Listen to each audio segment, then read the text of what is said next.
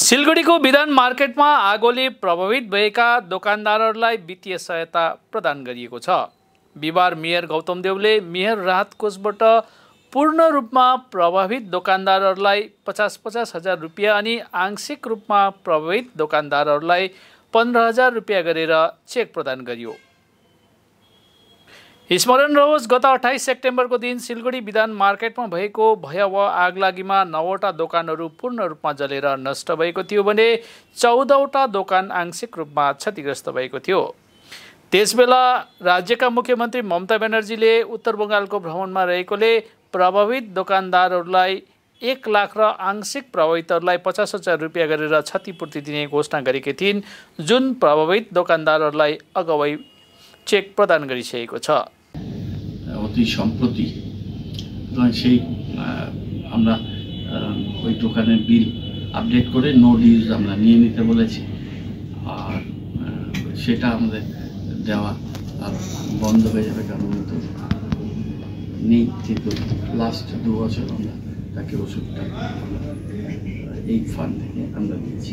তো আজকে আমরা এই 4 জন এবং যে ভদ্রলোকের একটু বেশি ড্যামেজ হয়েছিল তাকে আইনগত কারণে টেকনিক্যাল কারণে আমরা একজনকে দিয়েছি। আমাদের হিসাব মানে রেকর্ডে ওটাই ছিল, কিন্তু আমরা বলেছিলাম যে আপনি অত ঘাবড়াবেন না, আমরা কর্পোরেশন থেকে যতটা পাচ্ছি আমরা সহায়তা করছি। আজকে সেই চেকগুলো আমরা দিয়ে দেবো। আমি আছি, ডেপুটি মেয়র আছেন, আমাদের কমিশনার ম্যাডাম, সেক্রেটারি, আমাদের চেয়ারম্যান, আমাদের দুজন MIC, তারা সবাই আছেন। আমরা চেকগুলো এখন মানবিক মুখ্যমন্ত্রী তিনি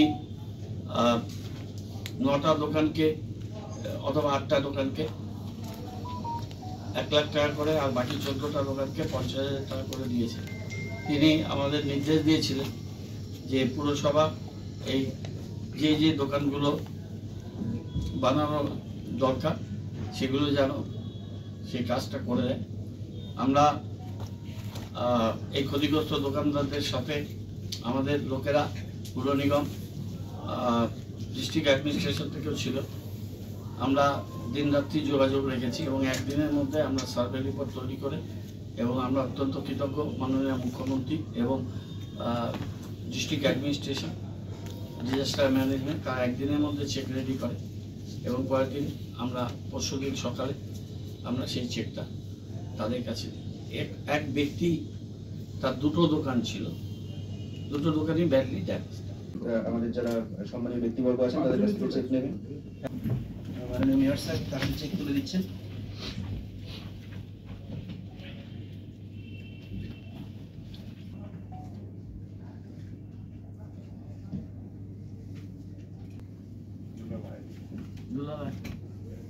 চলে